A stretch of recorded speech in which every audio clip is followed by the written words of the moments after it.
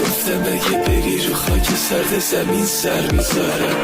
نشستم به تن همون خاک سردی که یه روزی قرار بود روش سر بذارم. درد سرم بودی درد سرم بودی بیا این روزا من چی بحصلتو دارم. هنوز دیر میکشه این قلب من گاهی بیادتم از چند سباهی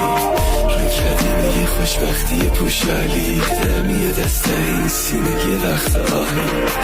آوازه مرگم جناب داری بود که تیکه تیکه بافتیش واسه یه توراهی چشمامو دوختی به اون سرابی که مرگ قلبم خودتو از توش در آوردی. ضربه هات میخوره پشت هم به پهلوی دلم اگه تازیانه واسه تو در مونه بزن بدیای این دل و پای بخونه میزنم بعد رفتن دوباره من جمونه میزنم بزن اون راه خلاصی واسه قلبم با کن تو تموم چشم شهر عشق منو هاشا کن منکره هر کسی حتی شبیه اسمم شو که میدونن چی میشفتاده بگو قسمت شو گذرت میخوره اتفاقی به قلبم بازی این دفعه پس بوده های دلم و پسندا گفتم البته وفا دیدی که رفتم من عشق اول نبودم آخریم نیستم من یخ قلبت بودم قطر قطراب میشم ته اقیانوس رویای دلم خواب میشم خیره میشم به همون جایی که ترکم کردی غرق عشقم و دوباره محو الفاظ میشم.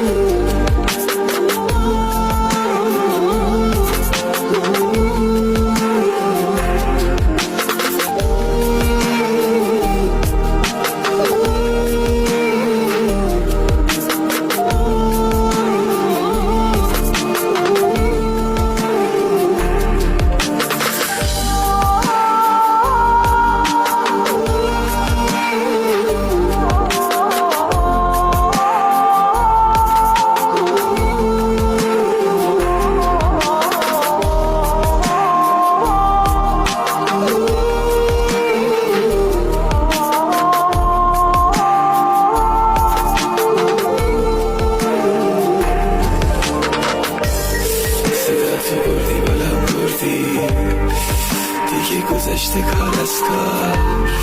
منو که فراموشی گرفت تو هم نشو کابوس من هر بار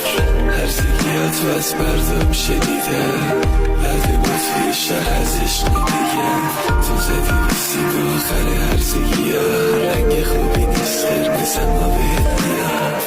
اومدم سراغت از پا نیفتی